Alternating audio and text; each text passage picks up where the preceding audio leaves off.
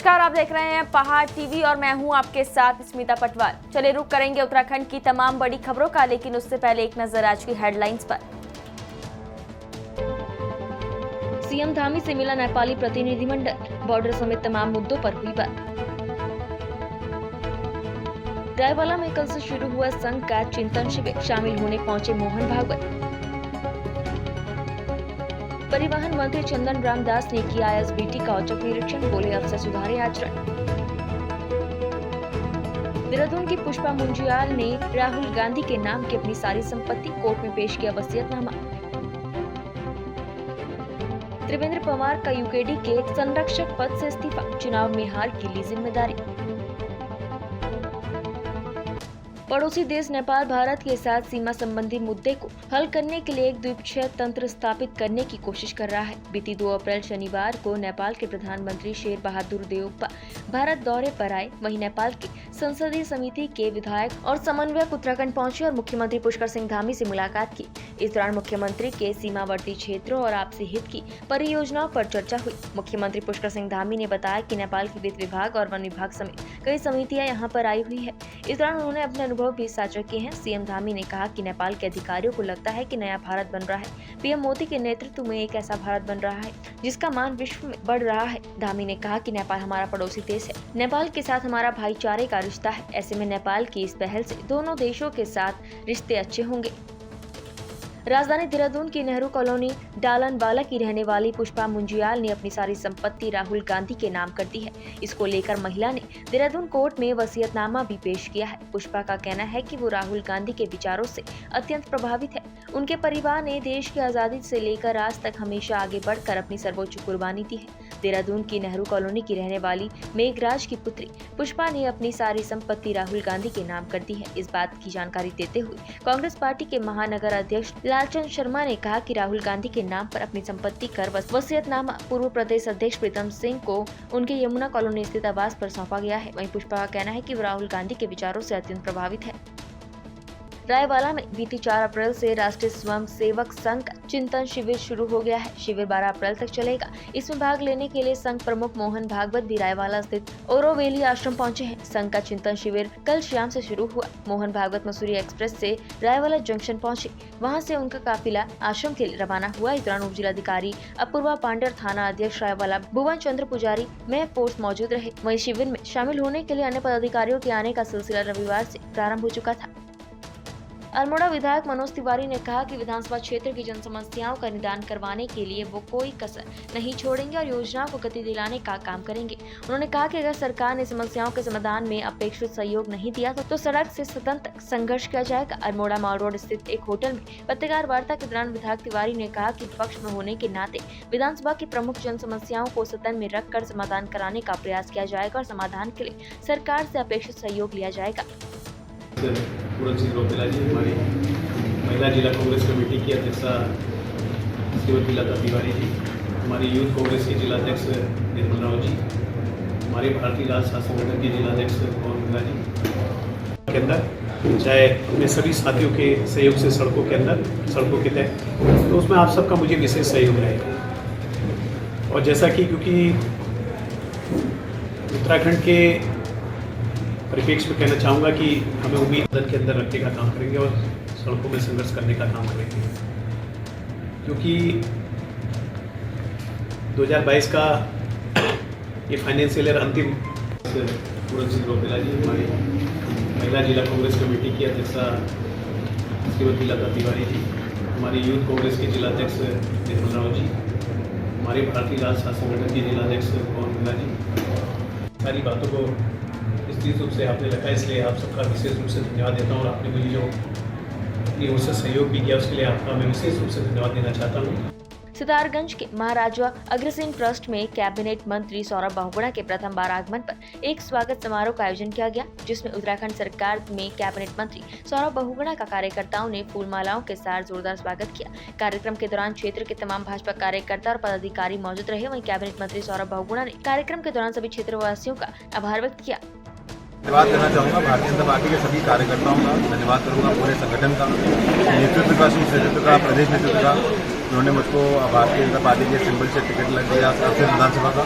और सभी कार्यकर्ताओं का धन्यवाद करूँगा, बूथ के कार्यकर्ताओं से लेकर मंडल के कार्यकर्ताओं से लेकर प्रदेश कार्यकर्ताओं का, उन्होंने मुझे संघर्ष के साथ लड़ाया और यहाँ से जीतने का मौका दिया, मैं आशीर्वाद दिया। और उसी के कारण है कि आज मैं कैबिनेट मंत्री बनकर उनके बीच में आया हूँ और सारे कार्यकर्ताओं का धन्यवाद किया, आज उनके सहयोग के लिए धन्यवाद किया, उनके आशीर्वाद के लिए धन्यवाद किया और उनसे ये उम्मीद जताई कि जो सितारगंज की जनता ने हमसे उपेक्षा करी है, चुनाव में हमको भरोसा जता के उन्होंने भारतीय जनता पार्टी को जिताया है कि हम सब मिलकर सितारगंज के विकास के लिए अपना सहयोग देंगे, सितारगंज को आगे बढ़ाएंगे और संघर्ष करके सितारगंज को उत्तराखंड की नंबर 1 विधानसभा बनाएंगे। उत्तराखंड की नई सरकार के परिवहन मंत्री चंदन राम दास ने विभाग संभालते ही व्यवस्थाओं का जायजा लेना शुरू कर दिया है। इसी कड़ी में परिवहन मंत्री ने कल देहरादून स्थित ISBT का निरीक्षण किया। यहाँ पर अव्यवस्थाओं को देखते हुए अधिकारियों को आचरण में सुधार लाने के निर्देश दिए। दरअसल देहरादून स्थित ISBT हमेशा बदहाली और खराब व्यवस्थाओं को लेकर चर्चाओं में रहा है। कभी जल भराव तो कभी गंदगी के कारण ISBT पर यात्रियों को भी खासी दिक्कतों का सामना करना पड़ता रहा है। नई सरकार के नए परिवहन मंत्री चंदन राम दास ने इन शिकायतों को देखते हुए कल ISBT की व्यवस्थाओं का जायजा लेने के लिए यहां औचक निरीक्षण किया। इस दौरान चंदन राम दास ने ISBT में रेस्ट रूम भी देखा और शौचालय भी। साथ ही परिवहन मंत्री ने बसों के ड्राइवर और कंडक्टर से भी बात की। इस दौरान उन्होंने पाया कि परिवहन निगम की बसों में बेहद कम यात्री सफर कर रहे हैं। इसको लेकर उन्होंने अधिकारियों से स्पष्टीकरण किया। परिवहन मंत्री चंदन राम दास ने कहा कि अगर कर्मचारी पूरी निष्ठा से काम करते हैं तभी निगम का फायदा होगा। निगम का फायदा हुआ तो उन्हें भी समय से वेतन मिल पाएगा। कर्णप्रयाग में विश्व हिंदू परिषद के कार्यकर्ताओं ने नवरात्रों तक अपर बाजार से उमा देवी मंदिर जाने वाले पैदल मार्ग पर मांस की दुकान को बंद किए जाने की मांग की है। विश्व हिंदू परिषद के कार्यकर्ताओं का कहना है कि नवरात्रों के अवसर पर भक्तजन पूजा करने के लिए अपर बाजार से उमा देवी मंदिर तक पैदल जाते हैं, लेकिन इस दौरान रास्ते में अवैध मांस की दुकानें होने के चलते श्रद्धालुओं की भक्ति आहत होती है। उन्होंने कहा कि यदि जल्द ही उनकी मांगों पर कार्रवाई नहीं हुई तो वो उग्र आंदोलन के लिए बाध्य होंगे। ये हमारा हिंदू नववर्ष 2 अप्रैल से शुरू हो गया है और जो हमारे हिंदू संस्कृति में सबसे प्रसिद्ध जो माता का जो पूजन होता है नवरात्र का, वो भी प्रारंभ हो गया है। हम ये चाहते हैं कि इस नवरात्र के पर्व पर जब तक ये समापन नहीं होता है, यानी नवमी तक विशेष रूप से, वैसे 10वीं तक चलता है किंतु नवमी तक विशेष रूप से, आज तृतीय दिवस चल रहा है, नवमी तक जो है हमारे शहर में जो मीट की दुकानें हैं वो बंद की जाए, क्योंकि ये हमारे हिंदू धर्म में बहुत अधिक जो है वो माना गया है कि इसमें जो है बलि नहीं होनी चाहिए और ये अच्छी बात नहीं है। ये एक विकृत मानसिकता को लेकर के ये होता है, तो इसलिए इस पर जो है हम चाहते हैं कि रोक लगे इस दौरान, तो अन्यथा जो है जनता में बड़ा आक्रोश है। विश्व हिंदू परिषद इसी मांग को लेकर के आज उप जिलाधिकारी महोदय से अपना ज्ञापन देने आया हुआ है। सरोवर नगर नैनीताल में श्री राम सेवक सभा के तत्वाधान में नवरात्र पर्व पर यहां राम सेवक सभा मैदान में ग्राफिक एरा भीमताल के विद्यार्थियों द्वारा रामायण गाथा मर्यादा का सुंदर मंचन किया गया। उक्त जानकारी राम सेवक सभा के मीडिया प्रभारी डॉक्टर ललित तिवारी ने दी। उन्होंने बताया कि ग्राफिक एरा यूनिवर्सिटी भीमताल के द्वारा जो रामायण गाथा का मंचन किया गया, इस कार्यक्रम में लगभग 3 दर्जन से अधिक छात्रों द्वारा विभिन्न किरदारों का अभिनय मंचन किया गया है। रामायण गाथा मर्यादा का पूरे रामायण की मुख्य झलकियों को एक संगीत में प्रस्तुति के साथ दिवस तिवारी के निर्देशन में छात्रों द्वारा प्रस्तुत किया गया। इसे नैनीताल की जनता ने काफी उत्साहपूर्वक देखा और खूब सराहा। इस मौके पर महासचिव जगदीश बवाड़ी ने सभी लोगों का आभार व्यक्त किया। कभी जीवनदायिनी के रूप में पूजे जाने वाली नदियों का अस्तित्व आज अपनी पहचान को तरस रहा है। जिन नदियों का स्वच्छ पानी कभी आचमन करने के काम आता था, आज उस पानी से कपड़े भी नहीं धोए जा सकते हैं। जी हाँ, रुद्रपुर की लाइफलाइन रही कल्याणी नदी आज अपने अस्तित्व की जंग लड़ रही है। कल्याणी आज गंदे नाले में तब्दील हो चुकी है और अपने कल्याण का इंतजार कर रही है। रुद्रपुर के टांडा जंगल से कल बहने वाली कल्याणी नदी का पानी बेहद साफ और पीने योग्य है, लेकिन रुद्रपुर शहर में पहुँचते ही नदी 30 फुट के बजाय 6 फुट के गंदे नाले में तब्दील हो जाती है।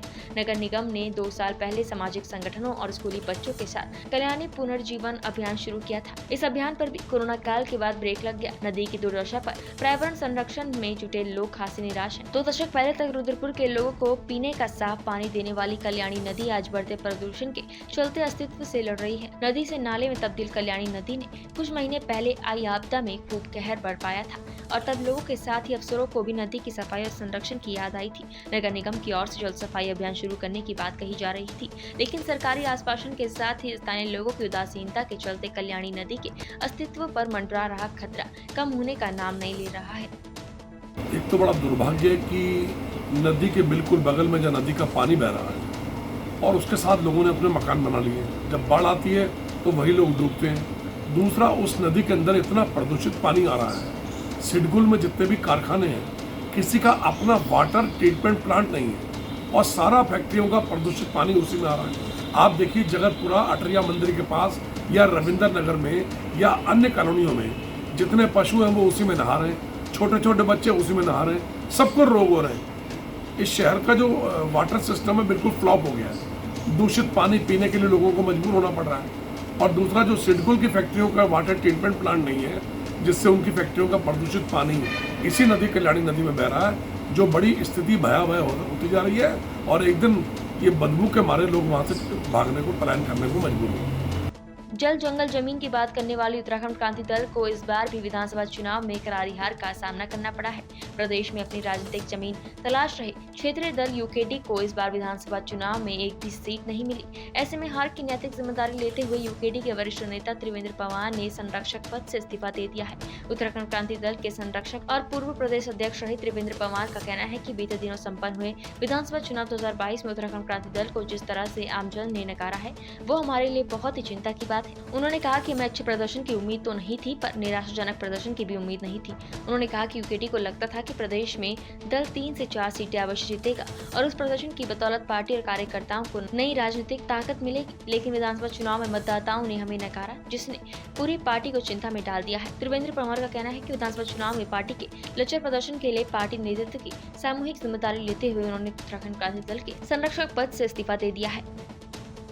अल्मोड़ा जिलाधिकारी वंदना सिंह ने कलेक्ट्रेट भवन अल्मोड़ा में विभिन्न अधिकारियों के साथ बैठक की। विभागों द्वारा वर्तमान वित्तीय वर्ष 2022 से 2023 के लिए विभागीय कार्यों और प्रस्तावों को तैयार किए जाने के संबंध में सभी विभागों के अधिकारियों के साथ बैठक की। उन्होंने कहा कि इस वित्तीय वर्ष 2022 से 2023 में भी इसी प्रकार कार्य कर जिले को विकास के मुकाम में आगे ले जाने के साथ ही प्रत्येक जरूरतमंद व्यक्ति को सरकार की योजनाओं का लाभ प्रदान करने के लिए विभागीय स्तर पर कार्य करें। जिलाधिकारी ने सभी विभागीय अधिकारियों को निर्देश दिए कि वित्तीय वर्ष 2022-2023 के विभागीय जुलाई योजना के प्रस्ताव तैयार करने के लिए विभागीय अधिकारी निर्वाचित जनप्रतिनिधियों के साथ वार्ता कर उनके प्रस्ताव भी योजना में सम्मिलित करते हुए प्रस्ताव तैयार करें। जनपद टिहरी गढ़वाल के अंतर्गत पड़ने वाली नगर पंचायत घनसाली वार्ड नंबर 1 मसान खुली में लगे कूड़े के ढेर से आम राहगीरों को काफी दिक्कतों का सामना करना पड़ रहा है। कूड़ा इस कदर फैला है कि उस पर भिनभिनाती हुई मक्खियां और मच्छर गंभीर रोगों को न्योता दे रहे हैं। आपको बता दें कि नगर पंचायत घनसाली में बैठे आला अधिकारी जहां स्वच्छ भारत मिशन का पाठ नगर पंचायत क्षेत्रवासियों को समझा रहे हैं, वहीं उसकी जमीनी हकीकत चिंतित करने वाली है। इस मामले में जब नगर पंचायत अधिकारी से पूछा गया तो उनका कहना है कि टेंडर प्रक्रिया पूरी न होने के कारण साफ सफाई में और डोर टू डोर कूड़ा कलेक्शन करने में खासी दिक्कत आ रही है, जिसका उनके द्वारा जल्द ही निराकरण किया जाएगा। व्यवस्थाएं लागू कर रहे हैं, क्योंकि 31 मार्च में आउटसोर्सिंग जो एजेंसियां थी उनके टेंडर समाप्त हो चुके हैं। नई एजेंसियां आने वाली हैं और अगले कुछ दिनों में आपको सफाई व्यवस्था में निश्चित ही सुधार दिखाई देगा और हम बेहतर करने का कोशिश करेंगे। राजधानी देहरादून के सिलाकू स्थित ट्रेचिंग ग्राउंड में रखे लाखों टन कूड़े में आग लग गई, जिसको बमुश्किल फायर ब्रिगेड की गाड़ी द्वारा बुझाया गया, लेकिन धुआं चारों तरफ फैल गया। कूड़े में आग लगने से चारों तरफ अफरा तफरी का माहौल बन गया और चारों तरफ धुआं ही धुआं फैल गया, जिससे स्थानीय लोगों को दिक्कत होने लगी। आपको बता दें कि सिलाकू स्थित ट्रेचिंग ग्राउंड में लाखों टन कूड़ा पड़ा है। इस ग्राउंड में सालों से देहरादून समेत कई शहरों का कूड़ा डंपिंग किया जा रहा है, जहां कल दोपहर 1 बजे के आस कूड़ा निस्तारण केंद्र के अंदर भीषण आग लग गई। मौके पर पहुंचे दमकल कर्मियों को आग बुझाने में कड़ी मशक्कत करनी पड़ी, जिसके बाद आग पर बमुश्किल काबू पाया गया। पौड़ी जिले के राज क्षेत्र के ग्राम सभा नौड़ी, सौंठ, आंताखोली, बनाड़ी, मैठाना से मजरा महादेव की रोड पर हो रहे डामरीकरण को लेकर स्थानीय युवाओं ने सवाल उठाए हैं। युवाओं का कहना है कि सड़क पर घटिया गुणवत्ता का कार्य किया जा रहा है। इससे पहले भी सड़कों के मामले में घटिया गुणवत्ता को लेकर आवाज उठती रही है, लेकिन तंत्र में मजबूत गठजोड़ के चलते ठेकेदार लापरवाही करते नजर आते हैं। मुख्यमंत्री पुष्कर सिंह धामी ने मुख्य सचिव को समय पर कार्यालय न आने वाले अधिकारियों और कर्मचारियों पर सख्त कार्रवाई किए जाने के निर्देश दिए हैं। उन्होंने कहा कि सुनिश्चित किया जाए कि सभी अधिकारी और कर्मचारी समय पर ऑफिस पहुंचे और ऑफिस टाइम में पूर्ण मनोयोग से कार्य करें। मुख्यमंत्री धामी ने कहा कि जन समस्याओं का त्वरित समाधान किया जाए। सभी अधिकारी जनता और जनप्रतिनिधियों के फोन अवश्य रिसीव करें। यदि किसी कारणवश फोन रिसीव न कर पाए तो कॉल बैक अवश्य करें। मुख्यमंत्री पुष्कर सिंह धामी ने सचिवालय में लोक निर्माण विभाग की समीक्षा बैठक की। इस दौरान उन्होंने अधिकारियों को निर्देशित करते हुए कहा कि प्रदेश में सड़क और पुलों के निर्माण कार्य में किसी भी प्रकार की लापरवाही बर्दाश्त नहीं की जाएगी। लापरवाही पर सख्त कार्रवाई की जाएगी। उन्होंने कहा कि कार्यों को निर्धारित समय अवधि में पूरा करने के साथ गुणवत्ता का विशेष ध्यान रखा जाए। जनहित में अधिकारियों को कार्य संस्कृति और कार्य व्यवहार में सुधार लाना होगा। कार्यों की गुणवत्ता में कोई शिकायत आई तो संबंधित अधिकारियों और एजेंसियों पर सख्त कार्रवाई की जाएगी। सीएम धामी ने कहा कि प्रदेश के सर्वांगीण विकास के लिए हम सबको मिलकर प्रयास करने हैं। प्रदेश के विकास को गति देने के लिए वो ना तो स्वयं चैन की नींद सोएंगे और ना ही अधिकारियों को सोने देंगे। उत्तराखंड की तमाम बड़ी खबरों में फिलहाल इतना ही। बाकी खबरों के लिए देखते रहिए पहाड़ टीवी। नमस्कार।